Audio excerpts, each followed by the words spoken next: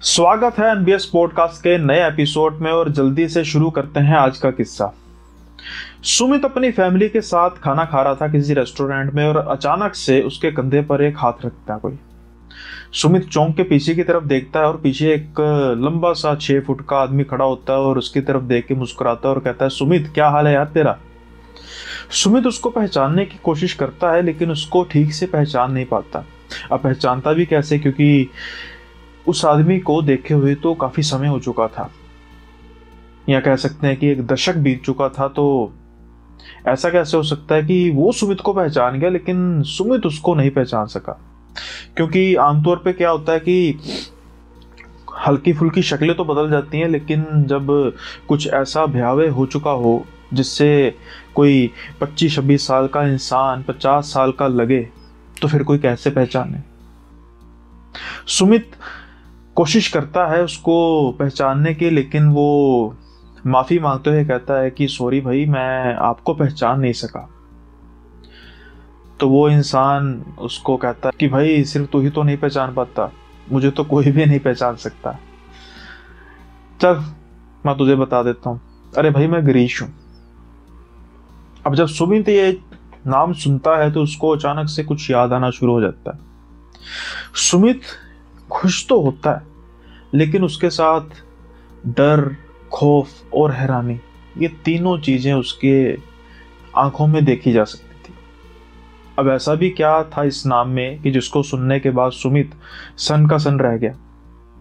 खैर, सुमित अपनी फैमिली के साथ बैठा हुआ था। सुमित ने कहा, गिरीश यार तू, अब अरे भाई तू तो पहचाना ही नहीं जा रहा। दोनों गले मिलते हैं, दोनों यानी कि सुमित भी अब किसको पहचान चुका होता है और गिरीश जो है वो मौके की नज़ाकत देखता है। सुमित इंट्रोड्यूस करने की कोशिश करता है फैमिली के साथ, लेकिन जो गिरीश है वो सुमित को थोड़ा सा साइड पे लेके जाता है और कहता है कि भाई तू फैमिली के साथ बैठा, कोई बात नहीं, ये मेरा नंबर तू रख और हम मिलते हैं फिर किस दिन। अब सुमित कहता है कि भाई ये भी ठीक है। तो सुमित अपनी फैमिली के साथ बैठता है, लेकिन उसके बाद से उसके दिमाग में सिर्फ एक ही चीज़ चल रही होती है कि एक ऐसा लड़का जो बिल्कुल हम उम्र है लेकिन देखने में उसकी उम्र बिल्कुल दुगनी लग रही है, ऐसा कैसे हो सकता है। कुछ कुछ उसको अंदेशा तो था कि इसका मेन कारण क्या था, लेकिन इसके बारे में उसने सोचना छोड़ दिया था। अब 10 साल तो हो चुके थे इस बात को, इसलिए सुमित का इंतज़ार होता है कि जल्दी से जल्दी गिरीश से मिला जाए, क्योंकि ये जो दिन जिस दिन गिरीश उससे मिला था ये सुमित का वीकेंड था और अगला सारा हफ्ता जो था वो काम में निकलने वाला था, जॉब में निकलने वाला था। तो मोस्ट पॉसिबली नेक्स्ट वीकेंड पर ही इनकी मुलाकात होनी थी। अब सुमित रोज इंतज़ार कर रहा था कि जल्दी से जल्दी वीकेंड आए और वो गिरीश से मिले। अब इतनी भी क्या तड़प थी उनसे मिलने की। ऐसा क्या हुआ था कि 10 सालों से सुमित गिरीश को मिला ही नहीं, और जब मिला तो उसकी हालत ऐसी थी कि सुमित उसको पहचान ही नहीं पाया।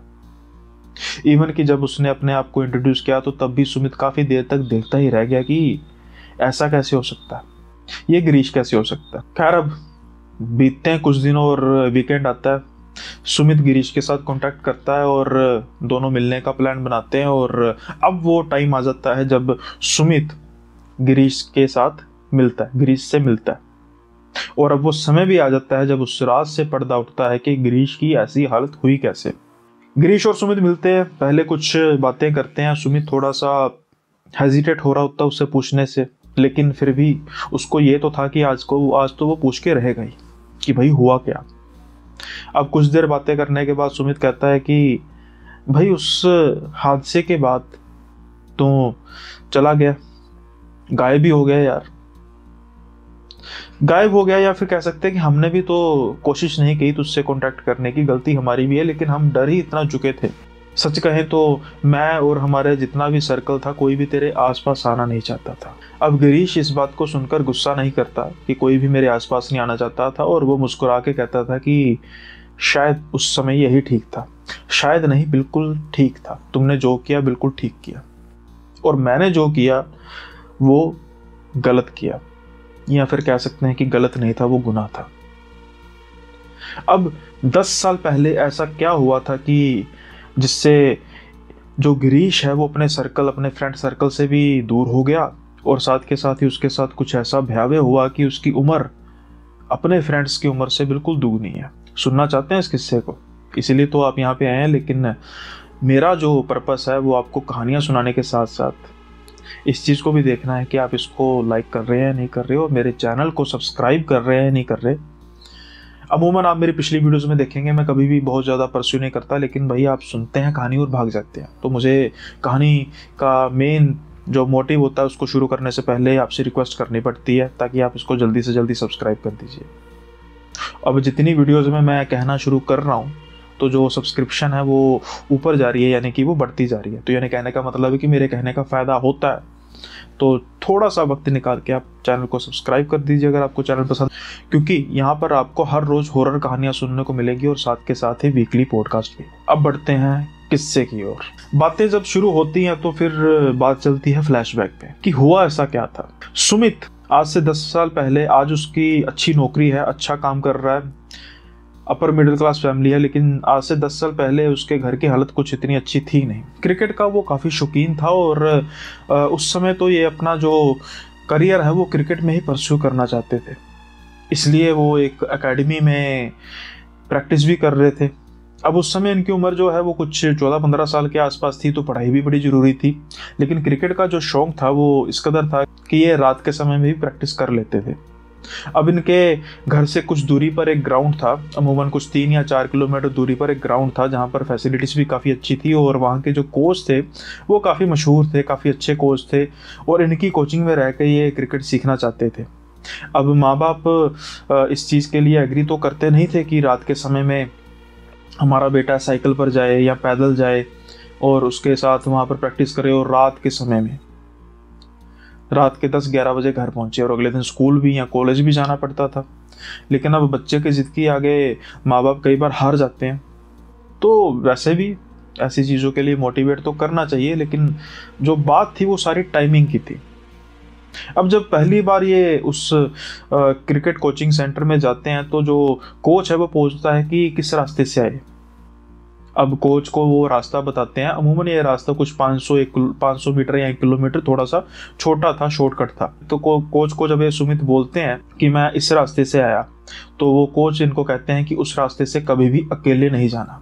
अब जब ये बात करते हैं कोच, तो सुमित को काफ़ी बात अटपटी लगती है। हालांकि सुमित को इस चीज़ से कुछ ऐसी दिक्कत थी नहीं, क्योंकि जो बाकी भी लड़के थे उनका रास्ता भी ये सेम था। तो वार्निंग के तौर पे कोच थे, उन्होंने जरूर ये कहा कि इस रास्ते से अकेले नहीं जाना, हमेशा जब भी जाओगे ग्रुप में जाओगे। सुमित ने जो बात है वो पल्ले बांध ली। अब सुमित जब पहले दिन अपना खेल खत्म करते हैं और जब वापस जाते हैं तो बड़ी अजीब सी चीज़ देखते हैं। रात के 10 बजे का टाइम और वो एक चौराहे पर पहुंचते हैं। वो चौराहा ठीक था, यानी कि लाइटिंग वगैरह ठीक थी, लेकिन उस चौराहे पर एक औरत बैठी हुई थी। नीले रंग के कपड़ों में एक औरत बैठी हुई थी जो भीख मांग रही थी। अब आप सोचेंगे कि इतनी हैरानी वाली बात क्या होगी भाई। हैरानी वाली बात तो है कि रात के 10 बजे जहां पर कोई आवाजाही इतनी है नहीं, वहां पर औरत बैठ के भीख मांग रही है। अब जो बच्चे हैं, आमतौर पे जो दूसरे बच्चे थे जो पहले भी आते थे, अब वो जब जाते हैं तो पहली बार सुमित उनके साथ होते हैं तो धीरे धीरे खुशफुसाना शुरू कर देते हैं कि वो देख चुड़ैल बैठी है, वो देख चुड़ैल बैठी है। सुमित ये बात सुनते हैं तो डर जाते हैं, लेकिन एक ही पल में सोचते हैं कि भाई मैं पहली बार आया हूँ, मुझे डराने की कोशिश तो नहीं है।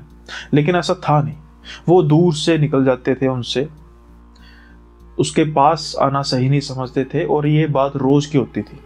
अब एक बार हो, 2 बार हो, लेकिन हर रोज जब उसके पास से गुजरते हैं तो बच्चे धीरे धीरे फुसफुसाते हैं कि चुड़ैल बैठी है, चुड़ैल बैठी है। तो कुछ तो ना कुछ था। ये डर जो था वो सुमित के मन में घर कर चुका था। किसी भी टाइम पे अगर सुमित को कुछ जल्दी जाना होता या उस समय जाना होता जहां पर सुमित थोड़ा सा लेट हो रहा है, तो वो उस रास्ते से तो बिल्कुल भी नहीं जाता अकेले। ये उसके दिमाग में बात घर कर चुकी थी कि चौराहे पर जो वो भीख मांगती है वो कोई इंसान नहीं है, वो चुड़ैल है। लेकिन वो कहते हैं ना कि जब किसी से टाकरा होना होता है तो फिर किसी ना किसी तरीके से किस्मत आपको वहां पर ले ही जाती है। अब कुछ दिन बीतते हैं तो सुमित की जिंदगी में आते हैं गिरीश। ये वही गिरीश है जिसकी बात जो उससे काफी समय बाद मिले थे और ये सारा किस्सा फ्लैशबैक में चल रहा है। गिरीश कहा जा सकता है कि कुछ बिगड़ा हुआ बच्चा था, कुछ अमीर घर का। इस एकेडमी में वो इसलिए आया था कि कोच जो है वो बड़े अच्छे थे, और उसका जो घर था वो एक गांव में घर था, जिसकी वजह से उसके माँ बाप ने उसको ये प्रैक्टिस के लिए एक एकेडमी के आसपास ही एक घर लाकर दे दिया, जहां पर वो अपनी जो प्रैक्टिस कर सकेगा एक पीजे के तौर पर। लेकिन वो थोड़ा सा लड़कीबाज टाइप, लड़कियों को परेशान करना, उल्टी सीधी हरकतें करना, वो क्रिकेट को लेकर ज़्यादा सिंसियर था नहीं। वो सिंसियर था कुछ ऐसी शैतानियों को लेकर। अब आमतौर पर क्या था कि जो कोच थे वो काफ़ी सिंसियर थे, और वो कहीं ना कहीं बच्चों को कहते थे कि इससे दूर रहा जाए, इससे बहुत ज़्यादा बातें नहीं करनी। लेकिन ना जाने क्यों सुमित भी एक सिंसियर लड़का था, उनकी इसके साथ अच्छी दोस्ती होगी। हालांकि उसमें ईगो थी, उसमें एटीट्यूड था, अपनी अमीरी का घमंड था, लेकिन सुमित के साथ ये काफ़ी ठीक था। धीरे धीरे इनकी दोस्ती बढ़ती गई। तो ये गिरीश है, इसके साथ तो इस रास्ते का कोई कनेक्ट था ही नहीं, क्योंकि जो गिरीश का पीजी था वो बिल्कुल ऑपोजिट रास्ते में था। ये सिलसिला जो है वो यूं ही चलता जा रहा था कि हर रोज जब सुमित वहां से जाता तो वो चुड़ैल को देखता। डर जो है वो धीरे धीरे खत्म हो चुका था, क्योंकि ये अब रोज का काम हो चुका था, और वो चुड़ैल भी अपने ध्यान में बैठी होती थी, आगे कटोरा रखा होता था, और कभी ना कभी ये सोचते थे कि यार बच्चे पता नहीं वैसे कहते हैं कि चुड़ैल है भी या नहीं। लेकिन बाद में अचानक उनको अपने कोच की बात भी याद आ जाती कि कोच साहब ने तो कहा था कि कभी भी इस रास्ते से रात को अकेले नहीं गुजरना। ये इन बातों में ज्यादा पढ़ना नहीं चाहते थे, लेकिन जैसा कि मैंने कहा कि किस्मत। अब गिरीश और सुमित डिसाइड करते हैं कि एक रात गिरीश जो है वो हमारे घर रुकेगा और हम बातें करेंगे, मैच वगैरह भी शायद कोई होगा, मैच को भी एंजॉय करेंगे। सुमित ने घर वालों से बात कर ली, और उनके घर वालों को क्या समस्या हो सकती थी, अब उनको तो गिरीश का पता नहीं था वो कैसा है। तो ये डिसाइड करते हैं कि भाई हम करेंगे, और इन्होंने पहले कोच को कह दिया कि सर हम आज थोड़ा सा ना जल्दी जाएंगे, यानी कि अमूमन तौर पे 10 बजे के आसपास छुट्टी होती है, हम 9:30 बजे के आसपास छुट्टी ले लेंगे। तो जो कोच है वो कहते हैं कि किस रास्ते से जाओगे, तो सुमित कहते हैं कि सर वही रास्ता जो चौराहे की तरफ से। अब कोच थोड़ा सा सकपका जाते हैं, वो कहते हैं कि तुझे बेटा कहा तो है कि उस रास्ते से अकेले नहीं जाना।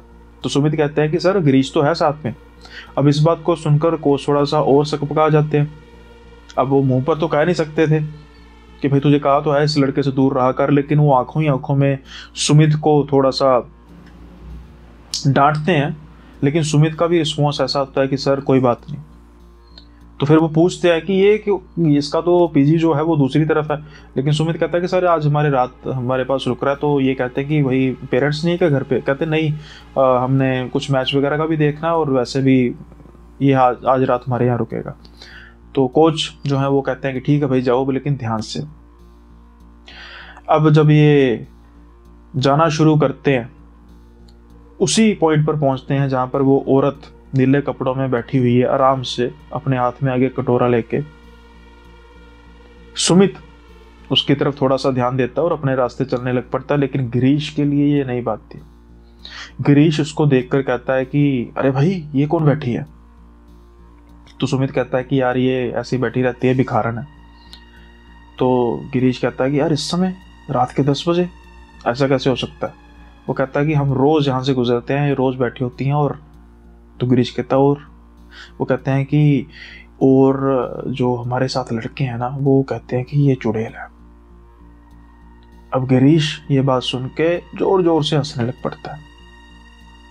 इतने समय में जब भी वो गुजरते थे, कभी भी उस चुड़ैल या उस प्रेत जो भी थी वो, उसने अपनी आंखों को इनकी तरफ नहीं किया, यानी कि अपने चेहरे को मोड़ के इनकी तरफ नहीं देखा। लेकिन इतने समय में पहली बार उसने इनकी तरफ चेहरा किया, क्योंकि गिरीश इतनी ऊंची हंसता है कि उसका भी जो ध्यान है इनकी तरफ चला जाता है।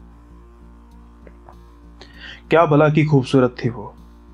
गिरीश हंसते हंसते जब देखता है तो देखता ही रह जाता है।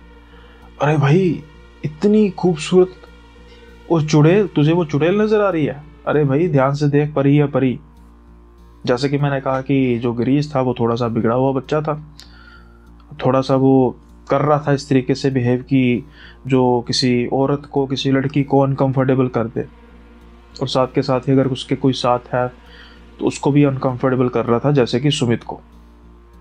सुमित उसको चुप कराने की कोशिश करता है। वो कहता है भाई क्यों मेरी लंका लगवाएगा, ये तो हमारी आपस की बातें हैं, और सर ने भी कहा है कि इससे चौराहे से कभी भी अकेले नहीं जाता।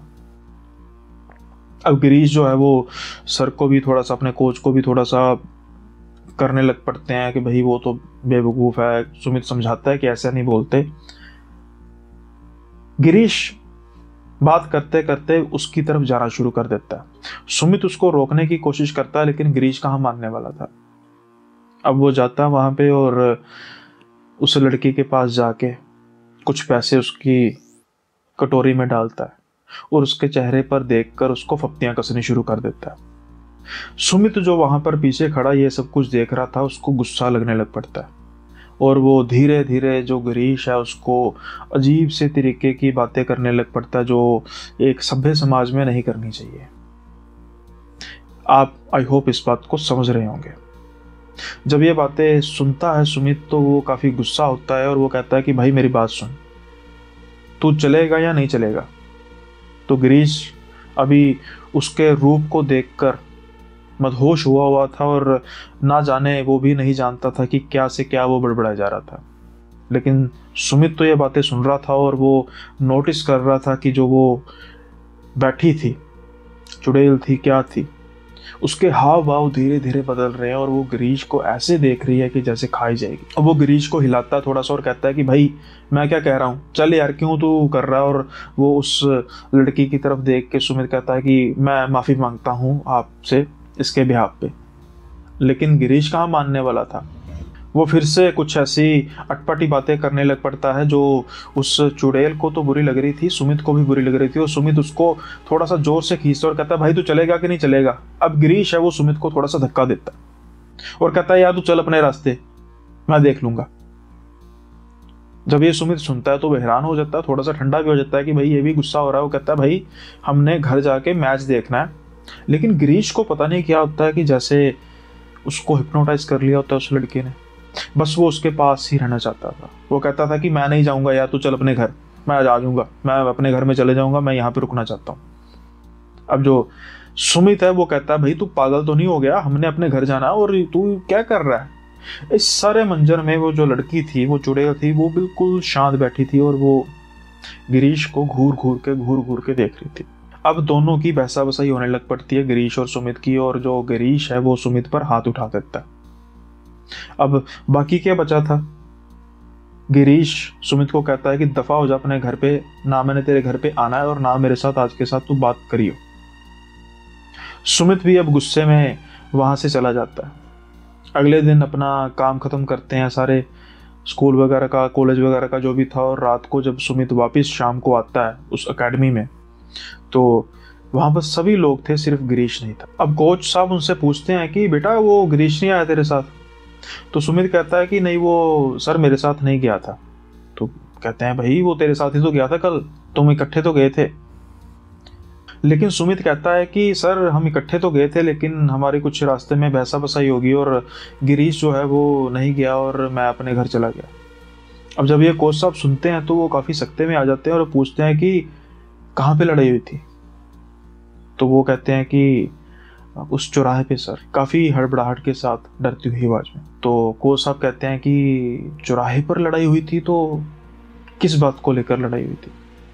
अब सुमित उनको सारी बात बताते हैं जो एक रात पहले हुआ था। ये सुनने के बाद तो कोच अपने माथे पर सर रख लेते हैं और कहते हैं कि यार जिसका डर था वही हुआ। क्या तुम्हें नहीं पता कि वो जो बैठती है वो चुड़ैल है। अब जब ये बात सुनते हैं सुमित तो वो कहते हैं कि सर मैंने गिरीश को समझाने की काफ़ी कोशिश की, लेकिन वो समझा नहीं। अब कोच साहब कहते हैं कि जल्दी से बस इकट्ठे हो और उसको वहाँ पर ढूंढो, वो वहीं पर होगा। पता नहीं होगा भी कि नहीं, क्या होगा। सारे डरते डरते जाते हैं। उनको इतनी खेचल करनी नहीं पड़ती क्योंकि गिरीश वहीं पर था और आज वो चुड़ैल नहीं थी। इतने समय में हर रोज उस चुड़ैल को वो बैठे हुए देखते थे। बारिश हो, ठंड हो, गर्मी हो, कोई फर्क नहीं पड़ता था, वो वही नीले कपड़ों में बैठी हुई थी। लेकिन आज वो वहां पे नहीं थी। आज उसकी जगह पर गिरीश बैठा हुआ था। वैसे का वैसे ही भिखारी के भेष में। जैसे वो बैठी रहती है और जब उसको जाके कोच साहब हिलाते हैं तो अचानक से वो हिलता है, जैसे कोई पाउस हुआ होता है और अचानक से उसको हिलता है। वो देखता है तो उनको देख के अचानक से हैरानी से आप कौन, आप कौन, आप कौन, कुछ पैसे मुझे दे दो, कुछ पैसे दे दो। तो कोच साहब कहते हैं कि बेटा क्या हो गया तुझे, ये क्या, कहाँ से बैठा है। अब जब ये सारी बातें करने होते हैं तो वो आउट ऑफ कंट्रोल हो जाता है और ऊंची ऊंची चीखें मारने जैसे कोई पागल होता है।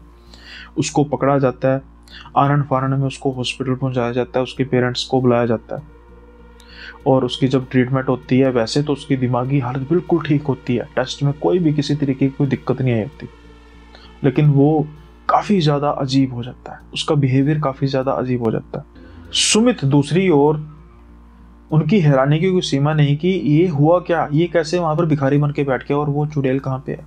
ये राज जो था वो गिरीश के साथ ही था बस। कुछ समय बाद जब गिरीश की तबीयत ठीक होती नहीं है और वो ऐसे ही अपनी जो भी उसकी हरकतें रहती हैं और जो उसके साथ हुआ वो बता नहीं पाता, तो उसके जो पेरेंट्स हैं उसको हॉस्पिटल से सीधा अपने घर ले जाते हैं और ये चैप्टर जो है वो यहीं पे समाप्त हो जाता है। ना ही गिरीश का चैप्टर समाप्त होता है, वो सुमित का चैप्टर भी यहीं पे समाप्त हो जाता है, क्योंकि उसके बाद सुमित के पेरेंट्स बिल्कुल मना ही कर देते हैं कि वो किसी भी हालत में एकेडमी नहीं जाएगा। एक अच्छे क्रिकेटर का जो करियर था वो शुरू होने से पहले ही खत्म हो गया और उसमें उसकी कोई गलती थी भी नहीं। उसके बाद कुछ भी पता नहीं लगा कि गिरीश कहाँ पे गया, उसके साथ क्या हुआ, वो जिंदा भी है या नहीं, किसी ने पता करने की कोशिश की भी नहीं, क्योंकि सारे इतना डर चुके थे उसके हाव भाव देखकर, उसकी हरकतें देखकर, उसके साथ जो हुआ।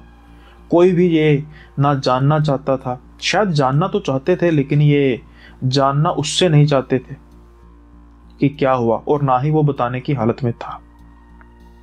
आज 10 साल बाद जब सुमित गिरीश को मिलता है तो वो सारी बातें ताज़ा हो जाती हैं और अब गिरीश बताता है कि उसके साथ हुआ क्या। क्योंकि जब गिरीश को उसके पेरेंट्स लेकर गए, फिर धीरे धीरे जब मेडिकल ट्रीटमेंट से कुछ फ़र्क नहीं पड़ा तो फिर उसको भक्ति की तरफ लेकर जाया गया और अलग अलग मंदिरों में, अलग अलग जगहों पे, धार्मिक स्थानों पे उसको लेकर जाया गया और धीरे धीरे उसकी तबीयत ठीक होती गई, लेकिन उसका जो बॉडी थी वो हमेशा डाउनग्रेड ही होती गई। अब गिरीश कहता है कि काश मैंने भाई तेरी उस दिन बात मानी होती और मैं भी अपने रास्ते पर ही जाता, काश मैं उस चुड़ैल के साथ किसी भी तरीके की बात ना करता, लेकिन जो होने को होना होता है, पर कसूर तो मेरा था। अब सुमित पूछता है कि भाई हुआ क्या था, तुझे याद है? कहते हाँ मुझे सब याद है। कहते जब मैंने तेरे पर हाथ उठाया और उसके बाद तू जब चला गया और मेरी आंखों से ओझल हुआ तो मैंने फिर उस चुड़ैल की तरफ देखा, वो मेरी तरफ देख के हंस रही थी और मुझे लगा कि शायद उसने सिग्नल दिया। मैं भी उसकी तरफ देख के हंसा और मैं उसके पास गया और उसकी बाजू पकड़ी, लेकिन देखते ही देखते उसकी जो बाजू थी ऐसा लगा कि जली हुई है।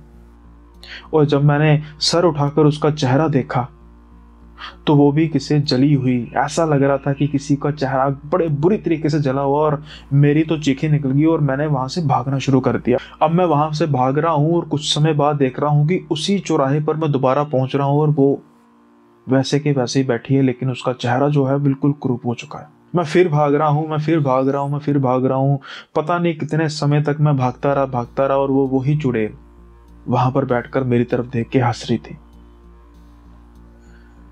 फिर मैं भागा और इस बार मैंने देखा कि वो चुड़ैल वहां पर थी नहीं, और मुझे पता नहीं क्या हुआ कि वहां पर उसकी सिर्फ कटोरी पड़ी हुई थी और मैं वहां पर जाकर बैठ गया। उसके बाद मुझे नहीं पता क्या हुआ और कई महीनों के बाद मैंने अपने आप को अपने घर में पाया, और फिर मुझे पता लगा कि जिस दिन ये हादसा हुआ उस बात को कम से कम 3 साल बीत चुके हैं, यानी कि 3 साल के बाद मैं अपने होशोबाज में आया। जब मैं अपने होशोबाज में आया तो क्लिनिकली तो मेरी जो उम्र थी वो कुछ 17 साल के आसपास होनी चाहिए थी, लेकिन मैं 35 से 36 साल के आसपास अपने आप को महसूस कर रहा था। मेरी उम्र जो है वो दुगने तरीके से बढ़ रही है, पता नहीं कैसे। आज मेरी उम्र 25 साल है लेकिन मैं 50 साल का नजर आ रहा हूँ, तुम्हें भी, इसलिए तो तुम शायद पहचान नहीं पाए। यानी कि हो सकता है कि अगर मेरी उम्र 60-70 साल हो तो मैं 10-12 साल ही जीऊँ शायद, ज़्यादा से ज़्यादा। लेकिन वो गलती, वो गुनाह मुझे भूलता नहीं है। और उसके बाद जब मैं होशोबाज में आया तो मैंने सारे बुरे काम जो हैं वो छोड़ दिए और परमात्मा की भक्ति में लग गया। और शायद परमात्मा की भक्ति की वजह से ही कुछ मेरे अंदर बचा है, लेकिन कभी कभी वो चुड़ैल की हंसी मुझे डराने के लिए काफ़ी होती है। जब सुमित ये बात सुनता है तो उसकी हैरानी की कोई सीमा रहती नहीं है और बस वो यही दुआ करता है और वो यही चीज़ के लिए थैंकफुल भी होता है परमात्मा से कि शुक्र है कि वो उस दिन गिरीश के साथ रुका नहीं, क्योंकि गिरीश के फादर तो काफ़ी वेल्दी थे, कहीं ना कहीं वो रिकवर कर गया। लेकिन अगर वो होता तो उसके पेरेंट्स क्या उसको रिकवर कर पाते?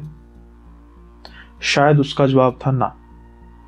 आई होप आपको ये किस्सा पसंद आया होगा और इसके साथ ही अगर आपको वीडियो पसंद आई है और साथ के साथ ही चैनल को सब्सक्राइब करना चाहते हैं तो वीडियो को लाइक करने के बाद चैनल को सब्सक्राइब करना मत भूलिएगा और बेल आइकन को प्रेस कर दीजिएगा ताकि आपको आने वाले वीडियोस को नोटिफिकेशंस मिल सकें।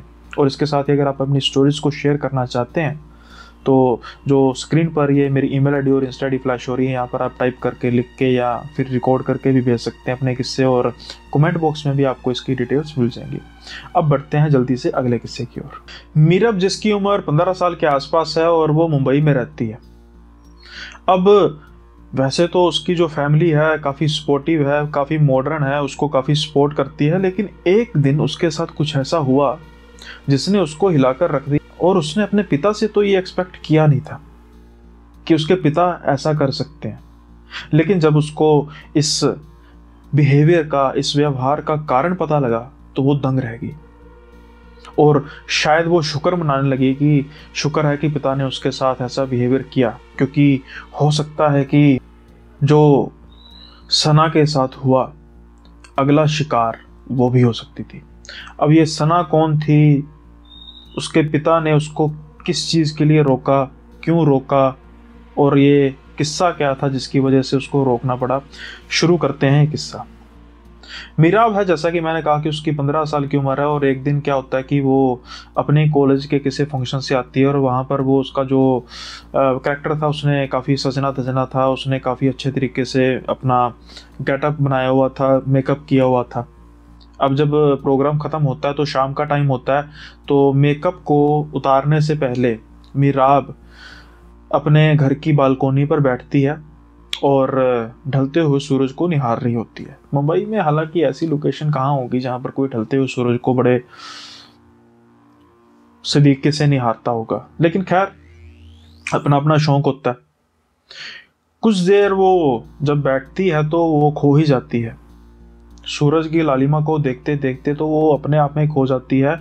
उसको ये भी आभास नहीं होता कि उसके जो पिता है वो उसको काफ़ी देर से आवाज़ लगा रहे होते हैं। कुछ समय बाद अचानक से उसको एक झटका लगता है तो वो अपने होश में आती है और उसके पिता जो है वो उसके साथ खड़े होते हैं और वो काफ़ी ज़्यादा डरे होते हैं। उनकी आंखों में डर जो है वो बिल्कुल साफ नज़र आ रहा था और वो पहले उसको कहते हैं कि तू जल्दी से अंदर चल। अब मीराब इस चीज़ को समझ नहीं पाती, वो कहती पापा क्या, वो गुस्से में कहते हैं अंदर चल, मैंने कहा ना। अब मीराब जल्दी से अंदर जाना ही सही समझती है। वो कहते हैं कि ये मेकअप तूने क्यों इतना लगा के रखा हुआ है और यहाँ पर बालकोनी में क्यों बैठे और मैं इतनी देर से तुझे आवाज़ें लगा रहा हूँ, तू सुन क्यों नहीं रही मेरी बात। वो कह रही थी पापा मैं सनसेट देख रही थी और पता नहीं मैं सनसेट देखते देखते खो गई। अब जब ये बात सुनते हैं तो वो और हैरान हो जाते हैं और डर जाते हैं और कहते हैं कि आज के बाद तो कभी भी मेकअप करके यहाँ पर बैठेगी नहीं और सनसेट जो है वो कोई देखने वाली ऐसे कोई चीज़ है नहीं, तो जो बैठी है यहाँ पर।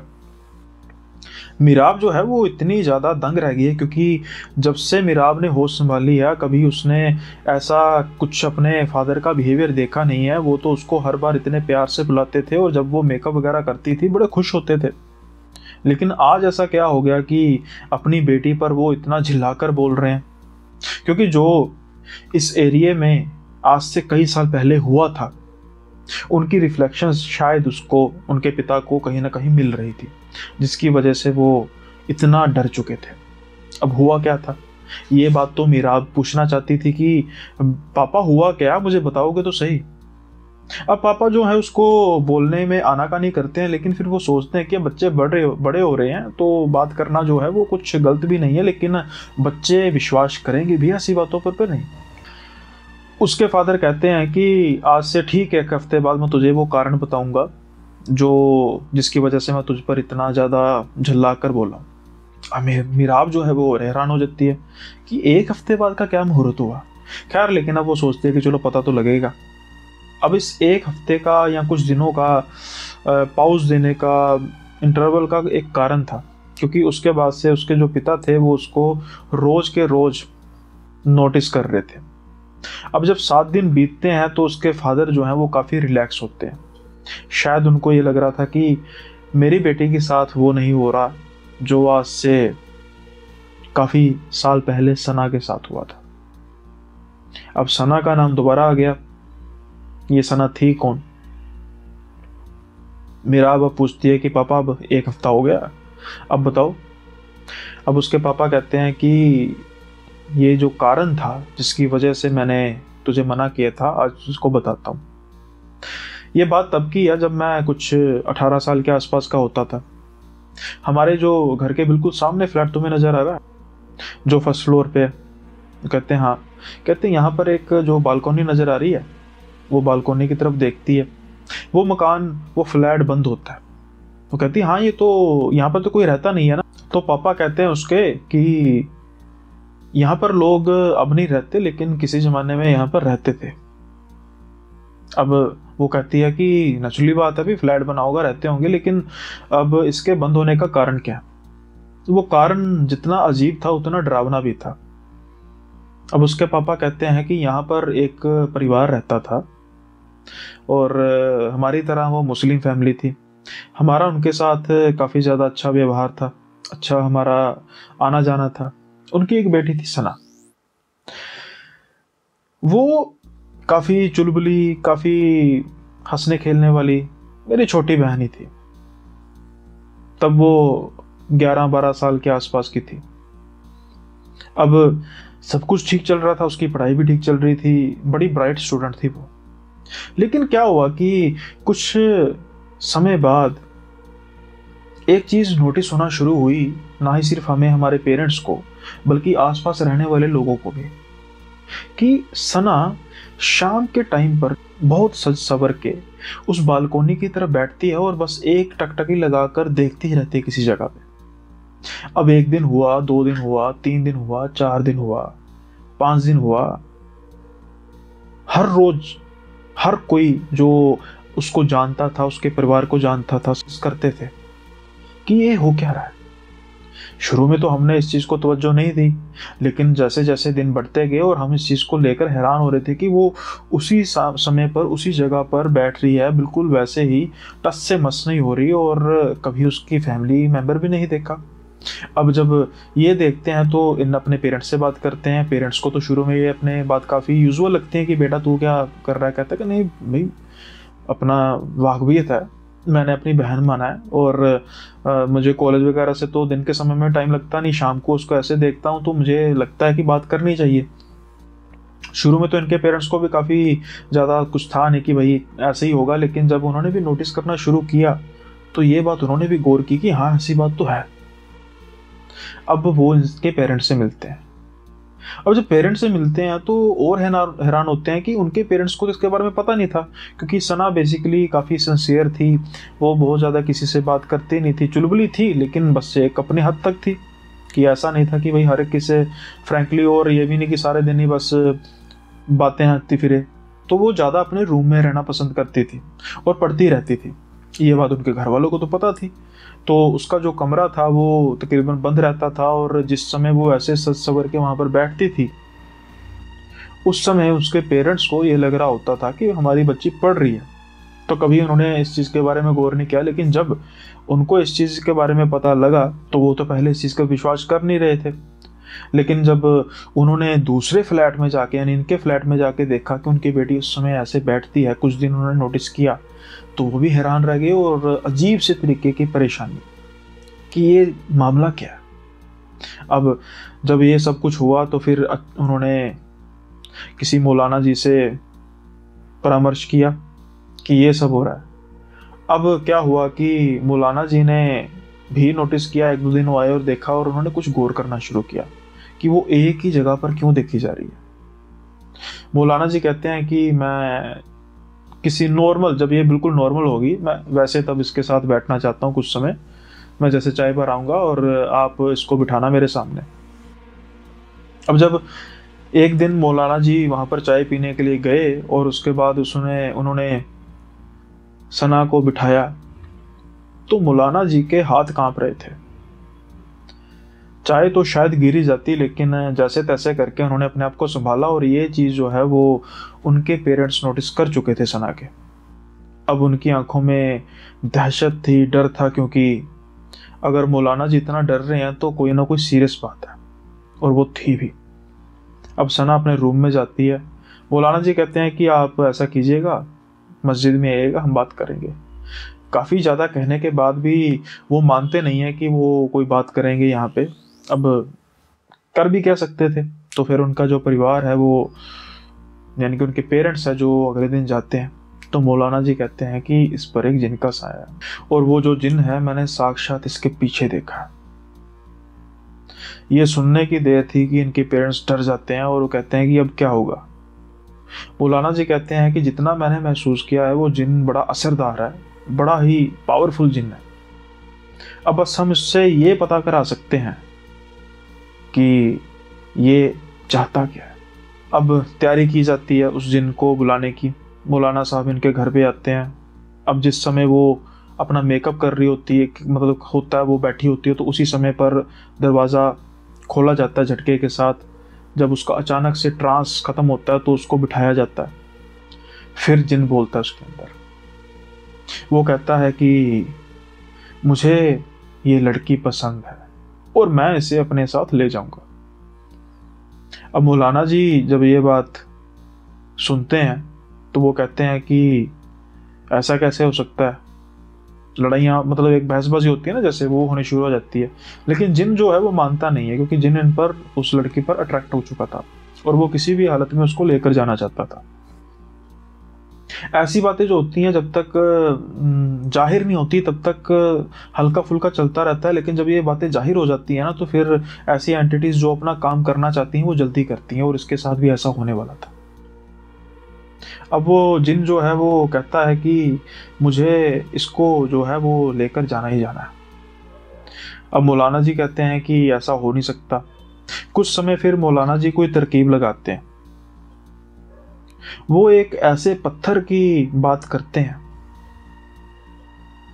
कुछ ऐसा पत्थर होगा जो कुरान में लिखा होगा, जिसको ढूंढना लगभग लगभग नामुमकिन है, या फिर हो सकता है कि उन्होंने इस चीज़ के बारे में स्टडी किया, उस जिन के बारे में, कि उसकी जो हदें हैं, उसकी जो, वो कहाँ तक जा सकता है। तो उन्होंने कहा कि अगर तू ये पत्थर ला देगा तो इस लड़की को लेकर जा सकता है। अब जब ये बात इनके पेरेंट्स सुनते हैं तो वो कहते हैं कि ऐसा कैसे हो सकता है। तो पहले तो वो जो कार्रवाई है वो पूरी करता है मौलाना जी, कि ऐसा ऐसा जिन भी मान जाता है, और वो वहाँ से गायब हो जाता है, जो सिर्फ मौलाना जी को नजर आ रहा होता है। तो फिर मौलाना जी उनको सारी बात समझाते हैं कि ये पत्थर जो है वो लेकर आ नहीं सकता किसी भी हालत में, और दूसरी बात ये है कि ये बात तो 100% श्योर है कि ये इसको लेकर जाएगा, जो मर्जी कर लो, तो ये सिर्फ आखिरी उम्मीद है। अगर वो पत्थर नहीं ढूंढ पाया तो फिर वो इसको छोड़ देगा, लेकिन अगर वो पत्थर ढूंढ पाया तो फिर भी वो उसको लेकर जाएगा। तो हमारे पास सिर्फ एक ऑप्शन है। अब क्या होता है कि मौलाना जी अपना कार्रवाई करके चले जाते हैं। अगले दिन ये जो इनके पिता हैं मिराब के, ये देखते हैं वहां पर कोई नहीं बैठा होता। पहले तो डर जाते हैं, फिर वो जल्दी से जाते हैं फ्लैट पर। वो देखते हैं कि जो सना है वो बिल्कुल नॉर्मल है। ये बड़े खुश होते हैं कि शायद जो वो ट्रिक थी काम कर गई।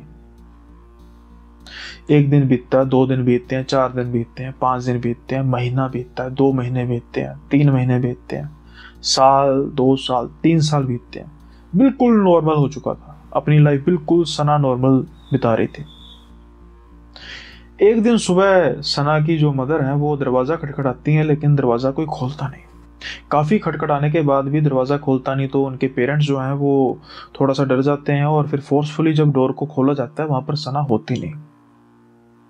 ना ही वॉशरूम में थी, ना ही बालकोनी में थी, ना ही बेडरूम में थी, और बेड पर एक अजीब से तरीके का पत्थर पड़ा हुआ था। जब ये देखते हैं तो चीखो पुकार मच जाती है, क्योंकि वो भी समझ चुके थे कि वो जिन उस पत्थर को ढूंढने में कामयाब हुआ। और वो उनकी बेटी को ले गया। चीखो पुकार मस्ती है, जल्दी से मौलवी साहब को बुलाया जाता है। उस पत्थर को हाथ नहीं लगाया जाता। जब वो दोबारा उस कमरे में आते हैं और वो पत्थर भी नहीं होता, ना ही उनकी बेटी होती है, ना ही वो पत्थर होता है। आज इस बात को कई साल बीत चुके हैं और वो सना कभी मिली ही नहीं। और बेटी, जब तू ठीक उसी तरीके से बैठी थी तो मैं तो डर ही गया कि कहीं तेरे साथ भी तो वो नहीं हो रहा जो मेरी छोटी बहन, जिसको मैंने बहन बनाया था, सना के साथ हुआ। लेकिन फिर मैंने जब देखा हफ्ता कि तू बस उसी दिन बैठी थी, उसके बाद तो नॉर्मल रही है, तो फिर मुझे हुआ कि ये मेरा वहम था, लेकिन मैं कोई रिस्क नहीं ले सकता था। बस ये बात सुनने की देर थी, मीराब तो बिल्कुल सन हो चुकी थी कि ऐसा भी होता है क्या।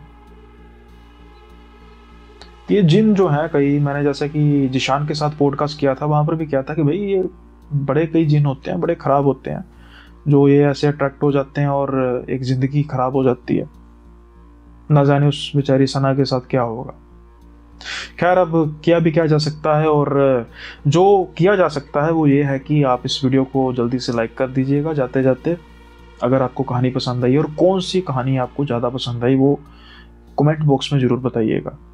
साथ ही अगर आप चैनल पर नए हैं तो ज़रूर सब्सक्राइब कर दीजिए, क्योंकि अगर आप हॉरर सुनते हैं तो आपको रोज़ नई कहानी सुनने को मिलेगी। वक्त अब आ चुका है जाने का। मैंने अपना काम कर दिया कहानियाँ सुना के जो आप सुनना चाहते हैं, और आप अपना काम करना मत भूलिएगा।